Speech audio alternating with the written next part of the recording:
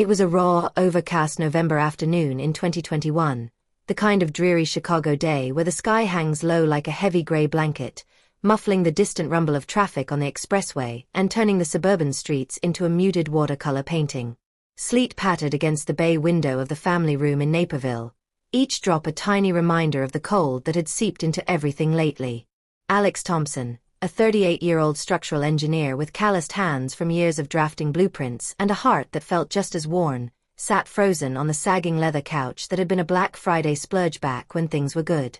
The room was dimly lit by a single floor lamp, casting long shadows across the hardwood floors scattered with Mia's forgotten crayons and Jack's toy cars.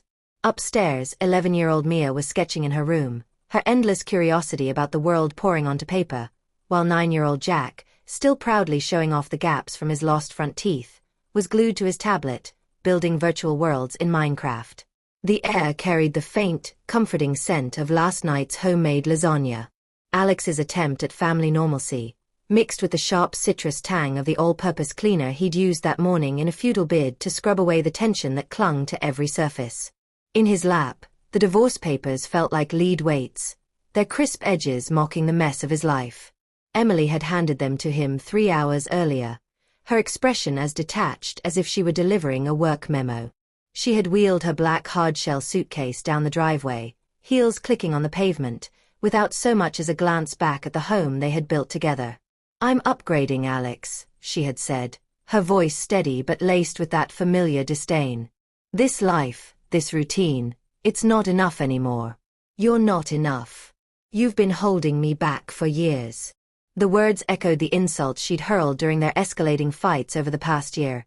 "You're worthless," she'd snapped during one particularly brutal argument about finances, her green eyes flashing with contempt. "I deserve someone who can keep up, who excites me, who doesn't drag me down with your predictability." Alex had stood there in the kitchen, coffee mug trembling in his hand, feeling like the ground had cracked open beneath him. He, the man who had uprooted his life for her dreams, who had worked overtime shifts to fund her ambitions, who had changed countless diapers and packed endless lunchboxes so she could climb the corporate ladder, was reduced to nothing but worthless. But the real devastation, the betrayal that would rewrite every chapter of their shared history, was still hidden in the shadows of that very house. Emily's so-called upgrade wasn't some high-powered executive with a corner office or a charming entrepreneur with a luxury car. It was Sarah Jenkins, Emily's bubbly blonde childhood best friend from their small hometown who had moved into the guest room back in 2016 and never left. What Alex would discover in the sleepless nights ahead, through the grainy footage of hidden cameras he installed in a haze of desperation, was a secret life unfolding right under his roof. Stolen kisses in the kitchen, whispered confessions of love in the living room, laughter at his obliviousness in the hallway.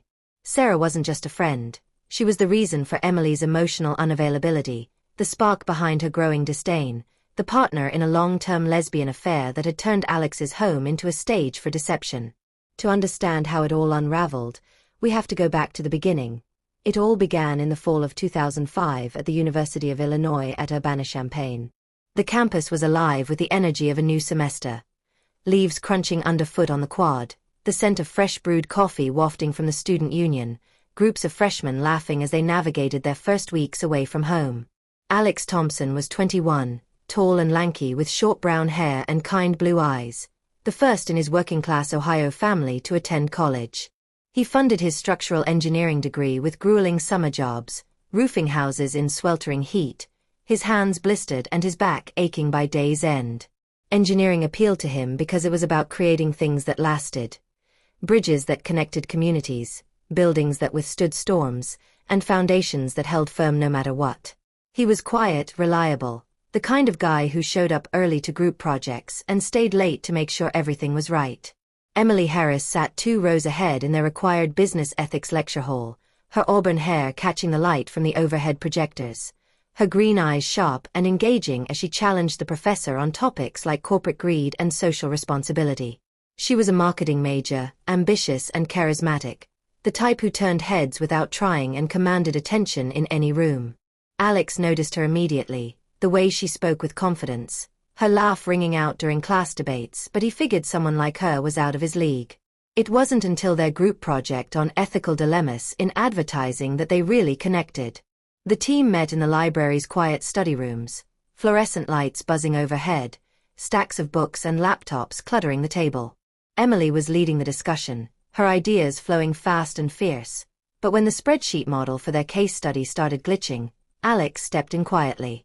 "If we adjust the load distribution here," he said, leaning over to point at the screen, his voice steady despite his nerves, "the projections hold up better. It's like reinforcing a bridge beam, spreading the weight evenly." Emily paused, studying the fix, then looked up at him with a genuine smile that made his stomach flip.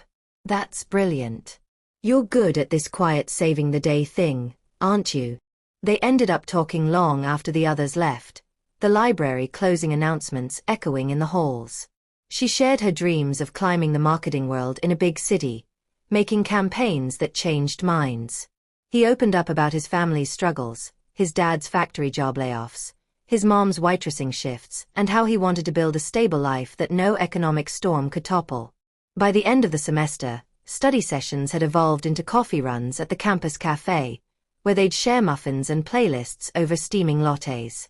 Their first real date was a walk along the quad under a canopy of turning leaves, the air fresh with the promise of winter. They stopped beneath an ancient oak tree, and Alex, heart pounding, leaned in for their first kiss, tentative at first, then deepening with the kind of spark that felt like destiny. The relationship blossomed through senior year, late-night cram sessions turning into pillow talks, weekend road trips to nearby state parks where they'd hike hand in hand, sharing secrets under starry skies. Emily pushed Alex to dream bigger. He grounded her with his steady support. On graduation day in May 2007, amid the sea of caps and gowns, Alex dropped to one knee right there in the quad, the same spot where their romance had ignited. The ring was simple, a thin gold band with a modest diamond he'd saved for by taking extra shifts at a local hardware store, but it symbolized everything he wanted to give her. "Marry me, Em," he said, voice thick with emotion. "Let's build a life that's as strong as any bridge I've ever designed, together, forever." Tears streamed down her face as she nodded yes, pulling him up for a kiss while classmates cheered around them. Their wedding that July was intimate and heartfelt, held in Emily's parents' spacious backyard in a quaint Illinois town. White folding chairs were arranged in neat rows on the lush green lawn, mason jars filled with wildflowers dangling from shepherd hooks along the aisle. String lights twinkled overhead as the sun set, and a live guitarist strummed soft indie folk tunes that blended with the hum of crickets.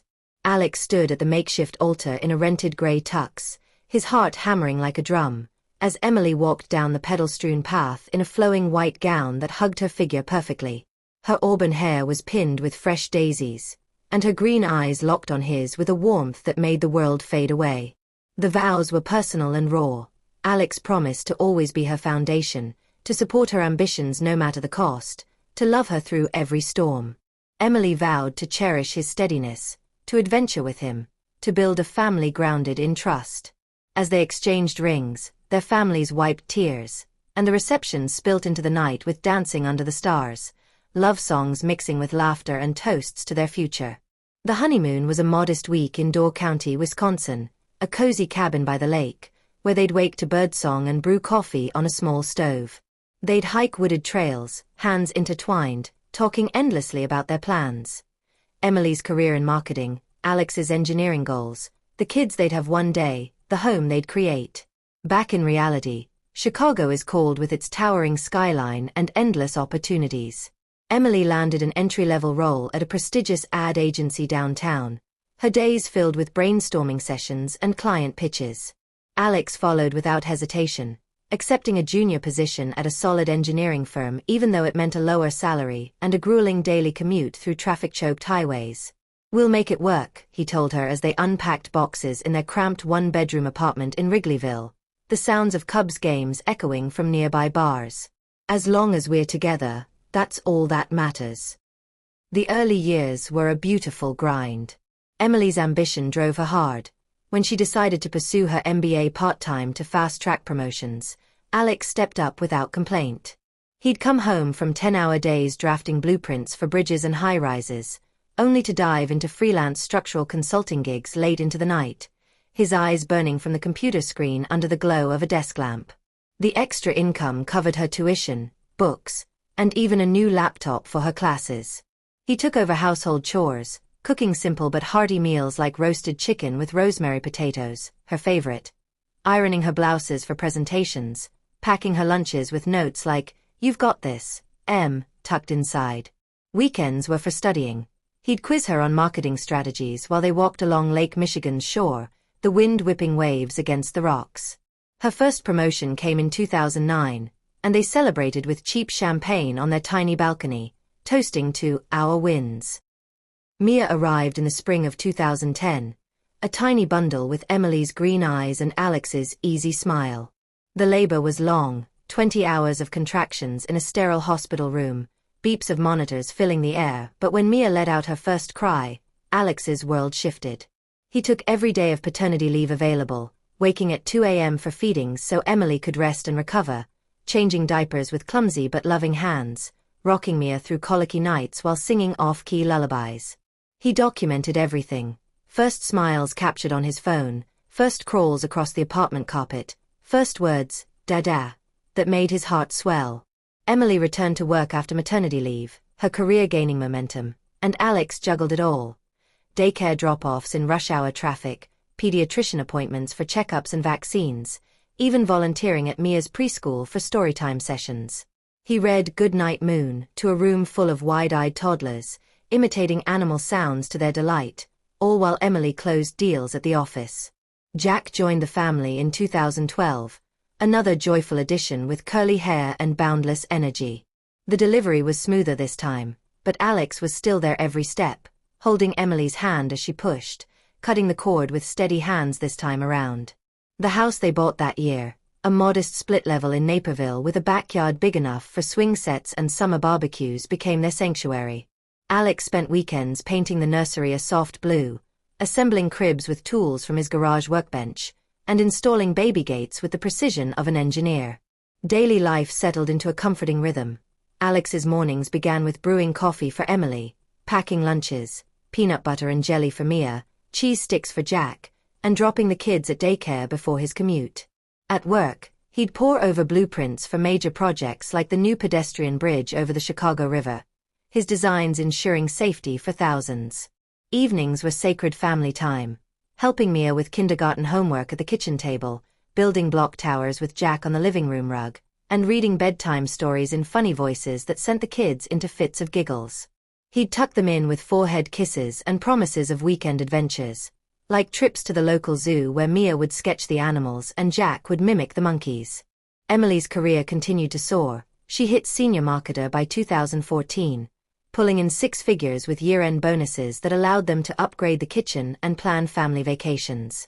She'd come home from industry conferences in places like New York or Las Vegas, buzzing with stories of networking events and innovative campaigns. Alex listened eagerly, proud of her success, never resenting the imbalance in their professional paths. His own career was stable and respectable. He'd advanced to lead engineer on several key projects, but it didn't have the glamour of hers. Still, he never complained.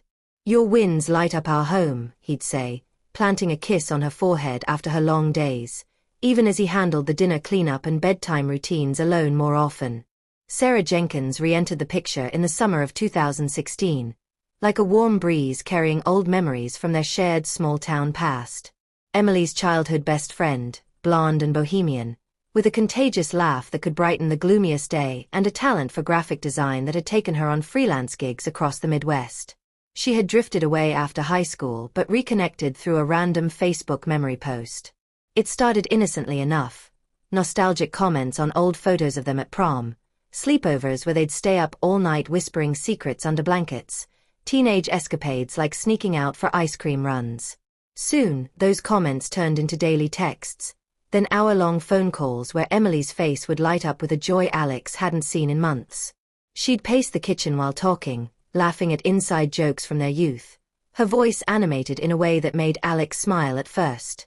When Sarah mentioned her lease ending in Madison and her plans to job hunt in Chicago for better freelance opportunities, Emily didn't hesitate. "Come stay with us," she insisted one evening over dinner, her green eyes pleading with Alex across the table laden with his homemade spaghetti. The guest room is just gathering dust, and it would be amazing for the kids to have an aunt around. Just for a few weeks until you get on your feet. Please say yes. Alex agreed without a second thought. What harm could it do? An extra pair of hands for the everyday chaos of family life sounded like a blessing. Sarah arrived in mid-July with duffel bags bulging with art supplies, a thick portfolio of vibrant digital designs she'd created for local brands, and an infectious optimism that immediately infused the house with new energy. She was exactly as Emily had described, bubbly and creative, always ready with a quick joke or a warm hug, her blonde hair often tied in a messy bun and her outfits a mix of boho chic and practical jeans. The kids took to her like ducks to water. Mia dubbed her Auntie Sarah, after just one afternoon when Sarah helped her paint a whimsical unicorn mural on her bedroom wall, complete with glitter and rainbow colors that sparkled under the light. Jack, not to be outdone, demanded piggyback rides around the backyard, his giggles echoing off the wooden fence as Sarah galloped like a horse, making him feel like the king of the world. Sarah dove right into the household rhythm, pitching in with chores like folding laundry or prepping simple snacks for the kids after school. She even experimented in the kitchen, introducing the family to new flavors like Thai green curry or vegan tacos loaded with fresh veggies from the local farmers market, adding a touch of adventure to their usual meals. Evenings on the back patio quickly became a cherished family tradition. The three adults sipping glasses of inexpensive red wine under the string lights Alex had strung up the previous summer, the air filled with the sweet scent of blooming jasmine from the garden beds he'd planted himself. They'd share stories from Emily and Sarah's teenage years sneaking out for midnight drives on country roads, experimenting with bad hair dyes in the bathroom mirror, whispering dreams about leaving their small town for bigger horizons. Alex would listen, chuckling at the tales, feeling grateful for the way Sarah seemed to bring Emily out of her work-stress shell. It was as if Sarah's arrival had injected a dose of lightness into their lives, easing the pressures of parenting and careers. At first, it felt like a gift from the universe. Sarah's presence eased the load. She babysat so Alex and Emily could sneak out for rare date nights, like the time they went to a cozy Italian restaurant downtown, holding hands across a candlelit table while a violinist played softly in the corner. Emily had worn the deep green dress Alex loved, the one that matched her eyes and hugged her figure just right, and for a few hours, the years of routine melted away like butter on fresh bread.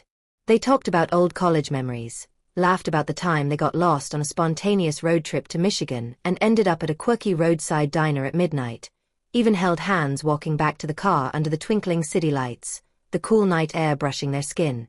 Alex felt a flicker of the old spark reignite, thinking maybe this was the reset their marriage needed after the grind of parenthood and work. Sarah had texted them a photo of the kids snuggled asleep on the couch, with the caption, "All good here, enjoy your night." It seemed perfect, like Sarah was the missing piece that made their puzzle complete. Those early months with Sarah were filled with small, joyful moments that made the house feel alive. For Mia's 7th birthday in 2017, Sarah organized a craft party in the backyard, setting up tables with paints, glitter, and clay, turning the space into a mini art studio. The kids from the neighborhood came over, their laughter mixing with the sound of wind chimes, and Sarah guided them through making personalized keychains and picture frames.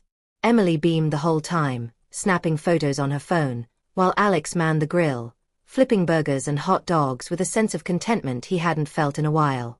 Jack, too, adored Sarah's bedtime stories. She'd invent tales about magical adventures with dragons and pirates, her voice rising and falling dramatically, making him beg for just one more chapter every night. Even practical things improved. Sarah helped with grocery runs, picking up organic fruits from the market that Emily loved, and she'd often surprise the family with homemade smoothies in the morning, blending berries and yogurt with a whir of the blender that became a familiar sound. Alex found himself appreciating Sarah's role more than he expected. On days when work ran late for both him and Emily, Sarah would pick up the kids from school, her car filled with their chatter as she drove them home. She'd help Mia with math homework, explaining fractions with drawings of pizza slices, or play soccer with Jack in the backyard, her energy matching his boundless enthusiasm. It allowed Alex to focus on his projects without guilt, knowing the kids were in good hands. One weekend in fall 2017, when Emily had a work conference in St. Louis, Sarah stepped in seamlessly, organizing a camping adventure in the living room with tents made from sheets and flashlights for storytelling. Alex joined in, roasting marshmallows over the gas stove, and for a moment, the house felt like a team effort, a blended family unit that worked. But perfection, like thin ice, can crack without warning. As the months stretched on, subtle changes began to weave through the fabric of their daily life, so gradual that Alex almost convinced himself they were figments of his imagination. Emily started spending more time with Sarah in the evenings, the two of them retreating to the guest room for girl talk or work brainstorming, the door closed behind them with a soft click. Alex would hear muffled laughter filtering through the walls, the sound of music playing low, and he'd tell himself it was harmless, old friends catching up. But the date nights he and Emily had enjoyed at first became fewer, excuses piling up, "I'm too tired from the office," or "Sarah and I have a project deadline." When they did go out, Emily seemed distracted, checking her phone under the table, her smiles polite but distant. The first small fractures appeared so gradually that Alex almost missed them. Emily started coming home later from client dinners or team brainstorms, her phone buzzing more frequently during family time. She'd step into the hallway to take calls, voice low and smiling in a way that didn't reach her eyes when she returned to the table. Alex noticed how Sarah's laugh sounded different when Emily was around, lighter, freer, almost conspiratorial. The three of them still had patio nights with wine, but the conversations shifted. Emily and Sarah would reminisce about high school sleepovers, inside jokes from their teenage years, stories Alex had heard before but now felt excluded from. He'd smile politely, sip his drink, tell himself it was normal. Old friends reconnecting. Nothing more. Yet the distance between him and Emily grew. Intimacy became sporadic, then rare. She'd turn away in bed with a quiet, "Not tonight," or "I'm too tired from work." Alex tried to bridge the gap by bringing her coffee in the morning, leaving little notes in her lunch bag, and planning surprise picnics in the backyard with the kids. Each time she responded with polite thanks but no warmth. One evening in late 2017, after the kids were in bed, he pulled her close on the couch during a movie. She stiffened slightly, then patted his arm like one might comfort a child. "Alex, I'm just not in the mood lately." It's nothing personal. But it felt personal. Deeply. He lay awake that night, staring at the ceiling fan spinning lazily above, wondering if the stress of her job was the only culprit or if something deeper was shifting between them. By 2018, the cracks were visible to anyone paying attention. Emily snapped over trivial things. His choice of TV shows, the way he folded laundry, how he always played it safe with money. During one argument about a proposed family vacation to Florida, Emily wanted a luxury resort with ocean views and spa treatments. Alex suggested a budget-friendly cabin rental to save for the kids' college funds. She exploded in the living room, her voice rising sharp enough to make the kids peek from their rooms. "God, Alex, you're so predictable. So boring. You're worthless at keeping things exciting. I need more than this endless routine of the same old thing day after day." The word worthless hung in the air like toxic smoke. Alex stood in the kitchen, dish towel twisted in his hand, stunned into silence.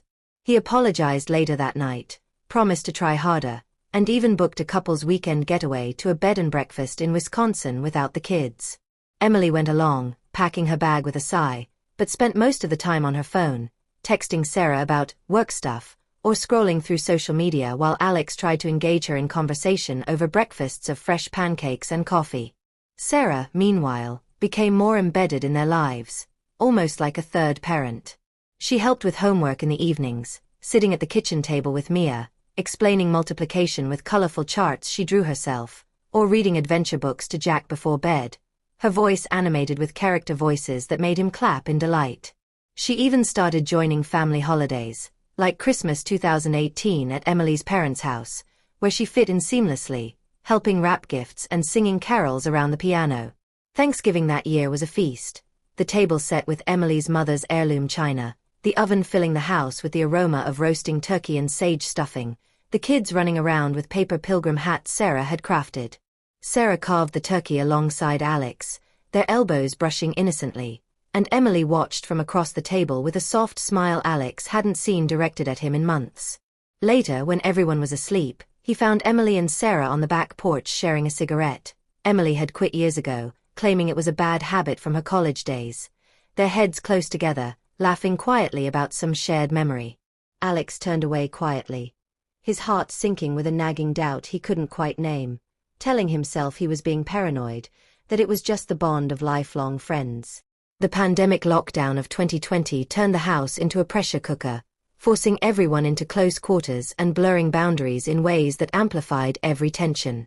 Everyone was home 24/7, Alex in the basement office on endless video calls for his engineering projects, the kids doing virtual school in their rooms with laptops balanced on desks cluttered with crayons and toys, Emily and Sarah converting the guest room into a creative workspace for Emily's ad campaigns and Sarah's graphic designs. The doors stayed closed for hours at a time, soft music playing from inside, occasional laughter or murmurs seeping under the crack like smoke. Alex heard it all from the basement stairs. The giggles, the hushed conversations, the occasional hush-hush when footsteps approached. Emily's phone habits changed too. It was always face down on the counter now, buzzing with notifications she checked discreetly, her fingers flying over the screen with a focus that shut out the world around her. When he casually asked who she was texting so much, she'd snap back, "Clients, Alex. Stop hovering like I'm hiding something." One humid night in summer 2020, during a power outage from a storm, Alex came upstairs for bottled water from the fridge, the house dark and silent except for the rain drumming on the roof. He paused outside the guest room, the door cracked an inch to let in air. Inside, by the glow of a phone screen, Emily and Sarah sat on the bed, their legs tangled casually, Emily's head resting on Sarah's shoulder as they scrolled through something together. They were whispering, words Alex couldn't quite catch, but the intimacy of the scene, the way Sarah's hand brushed Emily's arm, the soft smile on Emily's face, made his stomach drop like a stone. He backed away silently, heart racing in his chest, retreating to the basement where he sat in the dark, questions swirling in his mind like the storm outside. Was he imagining things? Was it just a close friendship amplified by lockdown isolation? He told himself yes, but sleep evaded him that night, the ceiling above seeming to press down with unspoken secrets. By early 2021, the marriage was on life support, hanging by threads of habit and the kids' needs. Emily's disdain had become a constant undercurrent, snide comments about Alex's lack of ambition, her eyes rolling when he suggested family game nights or budget plans. The final blow came on a Tuesday morning in January, the kids still asleep upstairs under their cozy blankets. Emily slid the divorce papers across the kitchen island, the sound of the folder scraping on the granite like nails on a chalkboard. "I'm upgrading, Alex," she said, her voice calm and final, as if discussing the weather. "This life isn't what I want anymore. You're not what I want anymore." She listed her demands with clinical precision. The house for stability, primary custody because I'm the one with the flexible schedule, half his retirement savings as fair compensation for her sacrifices. Alex begged for one last chance, for marriage counseling, for time to figure things out for the kids' sake. She shook her head, auburn hair swaying, her green eyes cold. "It's over. I've been unhappy for years, stuck in this rut you call a life." Desperation drove him into action in the days that followed, a fog of grief and suspicion clouding his thoughts. He spent nights researching online forums about infidelity, reading anonymous stories of spouses uncovering secrets in their own homes. The idea of hidden cameras felt invasive, unethical, like crossing a line he could never uncross, but the need for truth, for closure, outweighed the guilt. He ordered discreet devices from an online retailer, a clock cam for the living room disguised as an ordinary mantelpiece, a smoke detector style for the kitchen ceiling, and a small shelf unit for the hallway overlooking the guest room door. He installed them the next weekend while Emily was out with Sarah on a shopping trip, his hands shaking as he wired them up, heart pounding with the fear of being caught. Guilt gnawed at him like a persistent ache, but the void of uncertainty was worse. He needed answers, even if they destroyed him. The footage arrived like slow poison over 3 agonizing nights, each viewing session in his basement workspace, with the door locked, laptop screen the only light in the darkness. The first clip, Time-stamped 2 days after the filing. Emily and Sarah on the living room couch after the kids were tucked in bed. Wine glasses half empty on the coffee table, the room lit by the soft glow of the lamp. They leaned in, kissing deeply, hungry, familiar, like lovers who knew every curve. Hands slipped under shirts, breaths quickening. "I've wanted this since we were kids," Emily whispered, her voice husky with desire. "Those sleepovers back then. I never stopped thinking about you, about how it felt." Sarah pulled her closer, fingers tangling in Emily's hair. "Me too. Alex never suspected a thing. He's so blind, so wrapped up in his little world," Emily whispered. Alex paused the video, bile rising in his throat, his world tilting. He forced himself to watch more, the screen blurring through tears. A kitchen clip from the previous week, Sarah pressing Emily against the counter, kissing her neck, hands roaming freely. "He's upstairs reading to the kids, clueless as always," Sarah murmured between kisses. Guest room footage from nights ago, tangled sheets on the bed, muffled moans filling the audio, Emily gasping. "With you, I feel alive, love-making is everything. That husband of mine is worthless, always has been, in bed and out." Hallway views captured hurried embraces, whispers of plans. "Divorce first. Then we take the house, the money, start over in a place that's ours." One clip cut deepest, like a knife twisting in his chest. Emily laughed softly as they lounged on the couch. "Poor Alex, still thinks we're just best friends catching up. Worthless in bed. Worthless everywhere. With you it's fire, it's passion I never had with him." Sarah giggled in response. "He's dead weight, Em. Once the papers are signed and we get our share, we're free, no more pretending." Bank records, which Alex pulled up the next day, confirmed the financial betrayal. Transfers from their joint savings account to Sarah, labeled as gifts, hotel stays during supposed girls' trips, expensive jewelry, even a down payment on Sarah's new car. Thousands siphoned away while Alex worked overtime to build their nest egg, all while he thought they were a team. Alex watched until dawn each night, the footage looping in his mind even when the screen was off. Tears dried into rage, then a cold, steely resolve. This wasn't just cheating, it was a complete erasure of his life, a double life built on lies right under his nose. He didn't confront them immediately, knowing impulse could cost him everything. Instead, he backed up every file, time-stamped and organized in encrypted folders. He then hired attorney Lisa Chen, a no-nonsense lawyer known for winning high-conflict divorce cases with ironclad evidence. In her office overlooking the Chicago River, she reviewed the files with professional detachment. "This is devastating for her case," Lisa said, closing her laptop.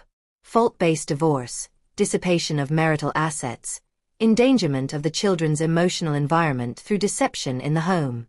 We go for primary custody, the house as the family residence, and a favorable asset split to compensate for the financial misconduct." The hearing was brutal, a tense showdown in a downtown courtroom that smelled of old wood and stale air. Emily arrived poised in a tailored suit, her hair perfectly styled. Sarah was subpoenaed and sat pale in the gallery, avoiding eye contact. The judge, a stern woman with decades on the bench, allowed a private evidence viewing in chambers. When they returned, Emily's composure had cracked, her face ashen. Her lawyer tried to spin it as a privacy violation. The judge shut it down flatly. The devices were in common areas of the petitioner's home, installed after reasonable suspicion of infidelity. "The evidence is admissible." The ruling hit like a gavel of justice. Primary custody to Alex, the house awarded as the family home, 75% of assets to Alex, with dissipation proven through the bank transfers, and Emily was ordered to pay child support based on her income. No spousal maintenance for her.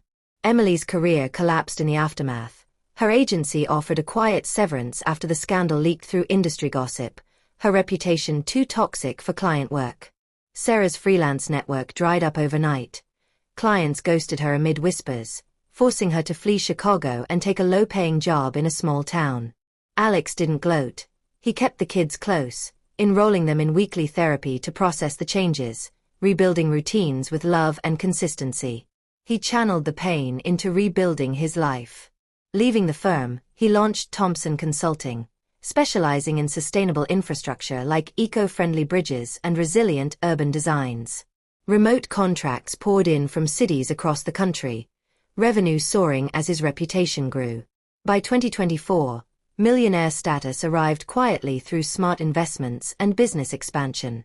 He hit the gym at dawn, shedding stress and gaining strength. New friends came through networking, and he started dating again, finding joy in genuine connections. Emily texted once, her message popping up on a quiet evening. "I was confused, Alex. Can we talk?" His reply was measured. "No. Move on." "I have." The Naperville house now rings with life, Mia's art covering the walls, Jack's music filling the rooms, new memories overriding the old pain. Alex stands in the hallway sometimes, where the cameras once watched, feeling only gratitude. The betrayal exposed the lie. The truth built a stronger future. If this story of deception in plain sight, slow heartbreak, courtroom justice, and millionaire rebirth gripped you, like, share, subscribe to our channel, and don't forget to turn on the notification bell, so you will be the first to be notified when new stories drop weekly. We'd love to hear from you. Drop a comment, and feel free to share your story anonymously in our DMs. Selected stories may become videos. Your pain can light another's path. The truth waits. When it comes, it can break or remake you. Choose remake.